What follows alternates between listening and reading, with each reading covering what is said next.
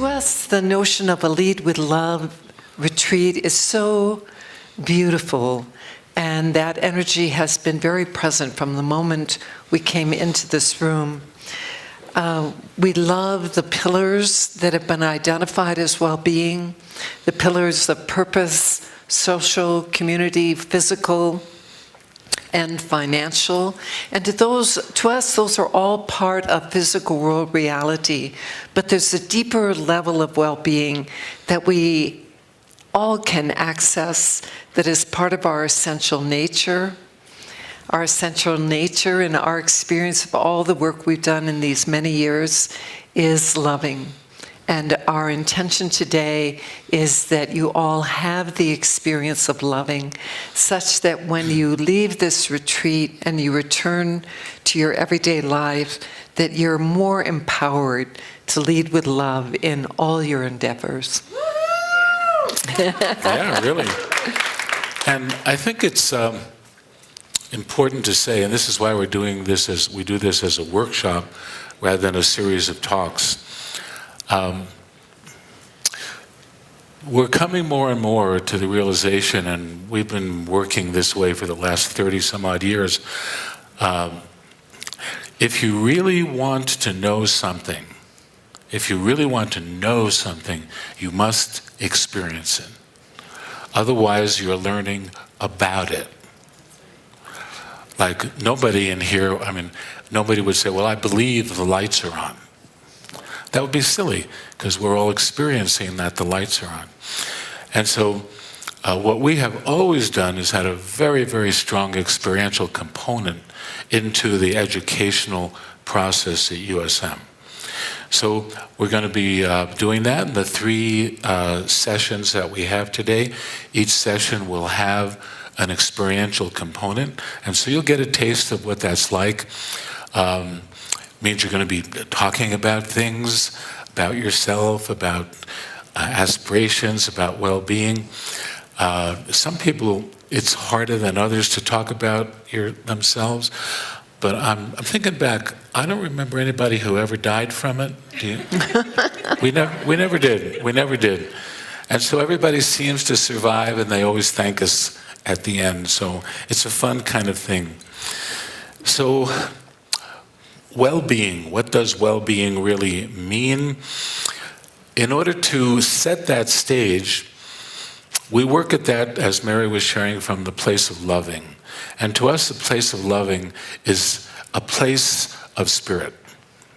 That's a place inside that throughout all the ages, that has been what spirit has always been about. Regardless of the different dogmas that we've learned, and some of which seem can get confusing, but it's that essential loving nature that has always been the thing throughout history that people have always worked toward the experience of. And so since we're going to be working in that dimension today, and we'll get into it in a minute, we always start our classes with an invocation followed by a chant. And it's a very simple thing. Those of you who are USMers, I suspect you know it by heart. It's not very difficult. 2 words, Anai Hu. And the word Hu is an ancient word for God.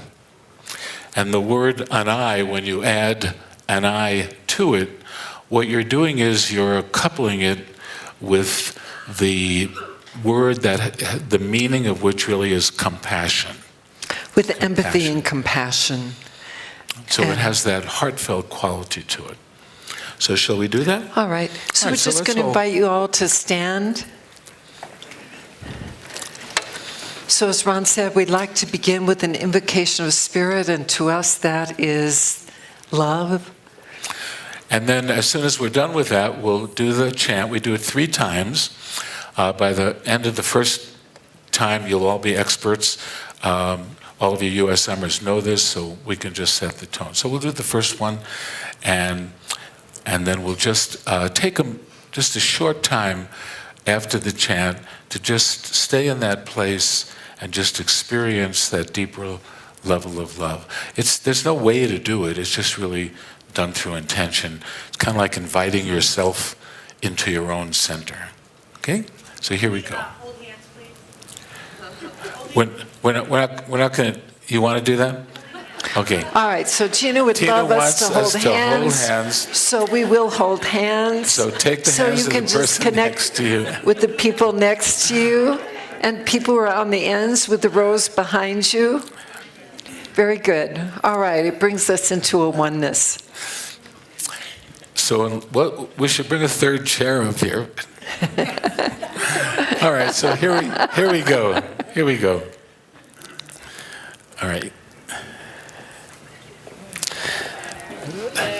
So, Lord God of all creation, whatever that means to any of you, the creator of us all, we ask that this room and each of us here now be filled, surrounded, and infused and inspired with that loving, living energy of spirit. We ask that if there be any negativity inside of us, that we just let it go. We just surrender it into the nothingness from whence it came, and we just flood our consciousness with love. And we ask that our intention for the day is that only that which is for the highest good of all concerned be brought forward here. And perhaps you might want to extend that intention forward for your entire life. And for this time together, we give our thanks. So be it. So be it.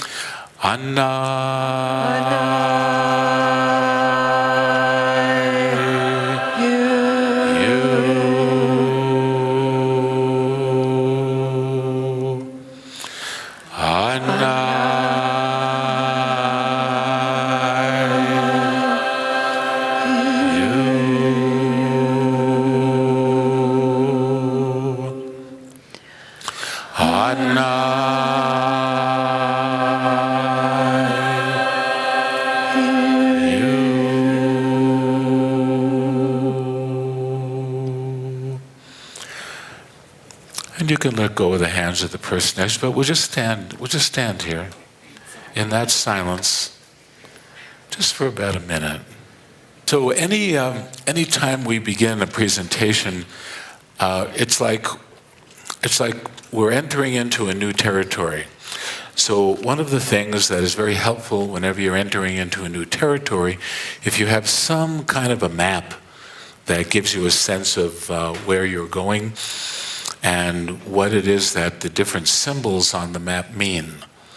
Otherwise, I know the first time, one of the things that I am is a licensed private pilot, and the first time I looked at a sectional map, it was like, whoa, what the heck is this? Because I didn't understand what the different symbols meant and what I was traversing. And so we always start out with getting a sense of what we mean. So when we begin this talk, and we've got this set up on the screen so you can follow what I'm talking about, we're all living in a particular reality, as represented by this horizontal line. You'll notice there's a plus on the right-hand side and a minus on the left-hand side. And that simply signifies in this reality, which is known as physical world reality, we're always striving towards something better. No matter what it is it a better job, a better relationship, greater financial abundance, whatever it is, we're always striving toward from the negative to the positive. And this has a sense of goals. We always have goals, and we're always going for goals. So we refer to it as the goal line of life. Seems to make good sense. So the thing that it's important to understand is that this is only one aspect of the reality that we're living in. One aspect of the reality that we're living in. So to represent the greater dimension of what we're living in, we do it this way. it doesn't have anything to do with movement this to the left or to the right, although strangely enough, as people move up into this other dimension, the quality of their lives seems to improve. So we refer to this as the spiritual context, the spiritual context. And so we call it the soul line. So it makes it really easy to distinguish the goal line, soul line. So as you go up the soul line, what happens? What do you experience? And you know, every mystical teaching, every one of the great religions on the planet is all based on the same notion. There is absolutely no argument about this. We're all moving up into something that is referred to as love. It's referred to as love.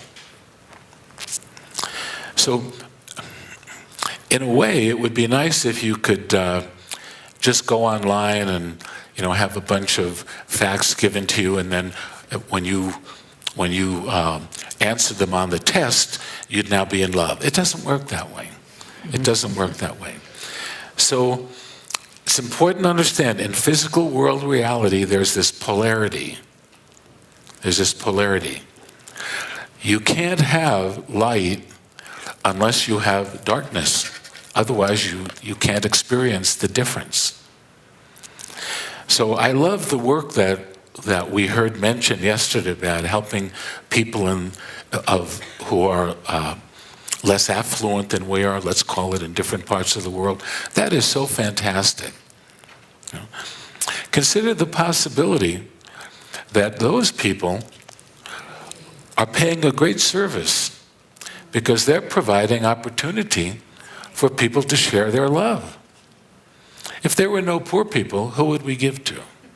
I mean, you get the sense of it all serves spiritual purpose. It all balances itself out. So we want to work in this context today, and our goal for today is that when you leave here at the end of the day, you will have both a greater sense of what loving means inside of you, and you will have had the experience of it, so that you can, if we ask you at the end of the day, and we probably will if we remember,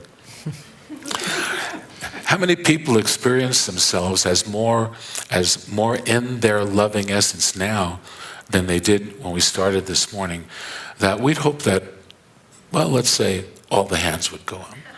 But that would be up to you. We don't want you to lie. All right. So we're going to begin this morning.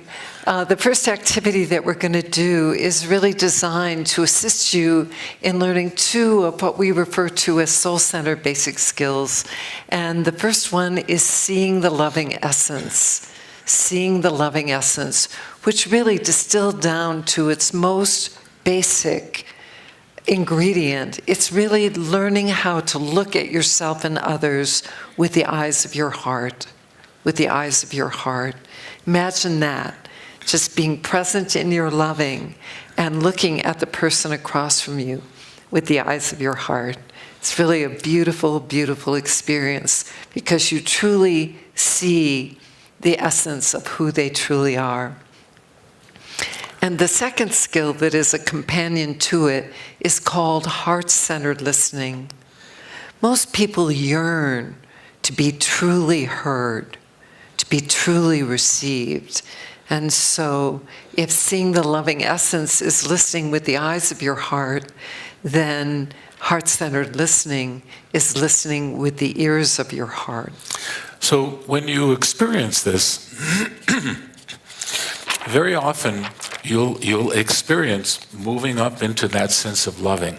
Now, this is something that's important to be really clear about, because your mind will take that information and turn it into a goal line concept of moving from negative to positive. Oh, I see. I want to become more loving. No. This is so important. What we have found, and is very consistent with all the mystical traditions, you are already that. You already are a loving essence that can't be improved upon. It's perfect just the way it is. You can't become more of that. What you can become is more aware of that place inside of you where you reside in that loving essence. That process has been known throughout the ages as awakening. That process has been known throughout the ages as enlightening. That's what those words mean. Nothing more than that. Just becoming more awake, more aware to that which is already true inside of you. And we're gonna go all the way today and actually have you do a process where you'll have the opportunity to actually do that. Alrighty, so do you want to? Yes, in your folder, there's a blue handout, and the processes that we do, we'll do 3 of them today, 1 in each section, will be done in what we refer to as trios. And there are 3 distinct roles. The first one is the sharer, and the sharer is actually everyone who's facing these windows over here. You're going to be the sharer. A sharer is defined as someone who openly and honestly shares what's meaningful and relevant to them during the processes. This may include an issue, a challenge, a dream or aspiration, or simply an awareness of what's present. And since the theme of this retreat is well-being, you might share what well-being means to you, what areas of your life where you're currently experiencing well-being. Maybe there's some area of your life where you'd like to have greater well-being. Maybe you'd like to share what you're here to get out of this workshop. So then the second person is the listener. And the listener is everyone who's facing this window over here, this wall. You're the listener. A listener is defined as someone who practices seeing the loving essence and heart-centered listening. These are natural skills and are done by simply setting your intention to open your heart and to hold a loving presence. Allow yourself to see with the eyes of your heart and to listen with the ears of your heart. And you're listening, simply listening. You're not giving advice. Thou shalt not give advice. So there's no need to tell anybody else what you think they should or shouldn't do. Your job is simply heart-centered listening. And then neutral observer. Neutral observers are the one who are facing this stage, facing this wall. A neutral observer is defined as someone who silently practices seeing the loving essence and heart-centered listening while holding a safe and sacred space for the sharer and the listener to engage in the processes. Neutral observation is characterized by acceptance, by non-judgment, and non-positionality. So the neutral observer, really, you're a loving presence. You're a battery of loving energy. You're simply here in support of the sharer and the listener. You have no other responsibility, just simply to show up in the presence of love that you already are. So that doesn't mean, listener, that you can't say anything. Well, I was talking about the neutral observer. Okay, I thought you were done. Yeah, now you're talking about the listener? I was. Oh, all right, very good. Shall I? Go ahead. 35 years this has been going. It is possible. So what was I saying? You were talking about the listener. The listener. So you can make, you're in a conversation, so you can be, you do what we call minimal encourages. So, wow, I really hear you. That's interesting. I mean, you get the idea. It's a good one. You're just not. You have no part in commenting on the conversation. That's the main part here. See, all you're doing is you're practicing listening. I mean, I don't know about the rest of you, but when I started doing that was really hard because we're not trained that way in this culture. We are not trained that way. So it's good practice. you may find yourself wanting to say something. Stifle that impulse. You Let mean, it- it's fine to say something, just But not I mean, advice. yeah, just No not advice, advice. just listening, just receiving the other person. So we're going to do this in trio format, which means you'll have a certain amount of time to participate in the roles for the seats where you are now. And then when that comes to completion, we'll let you know. You'll get to rotate your seating to the right, and we'll go through the process again, and then a third time, so that each of you have the opportunity to experience being the sharer, the listener, and the neutral observer. Because it's 3 different experiences. Remember, we're going for experience. All right. So, Timing? let me give you the format. We're going to work in what we refer to in this trio as a 9-4-4 format. So here's what that means. At the end of 9 minutes, you'll hear a sound of Tibetan bells ringing that sounds like this.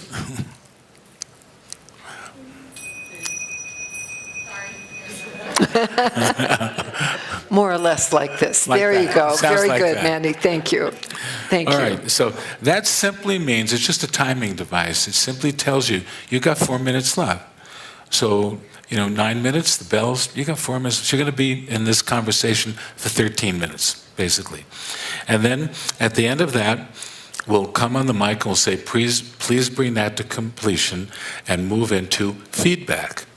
Move into feedback, and you'll have 4 minutes for feedback. Now, feedback is where all 3 of you can share what was that like for you. Share your experience. Share your experience. What was that like for you? And that's all that you really need to do. You might share, gee, I learned something from that. If you learned something from that, share it. Share it. So it becomes like your little trio becomes kind of like a community in and of itself. All right? So it'll be very self-evident, and we'll be giving you directions all the way through, so don't worry if you We'll don't. guide you through the process. You'll know what to do and when to do it. All righty, so then when we do the 9-4-4, we'll say, please bring that to completion, and rotate your seating to the right. So the sharer becomes the neutral observer. I mean, you get the, so that way, we said that before. All right, so. And we like to do a little centering at the beginning of each rotation. And so we'll do that now. All right, so everybody, please silently center yourself in yourself. And that just means, to the best of however you do that, go to that quiet centering place inside. So center yourself in yourself, center yourself in your loving. And when you're ready, sharers, let's please begin.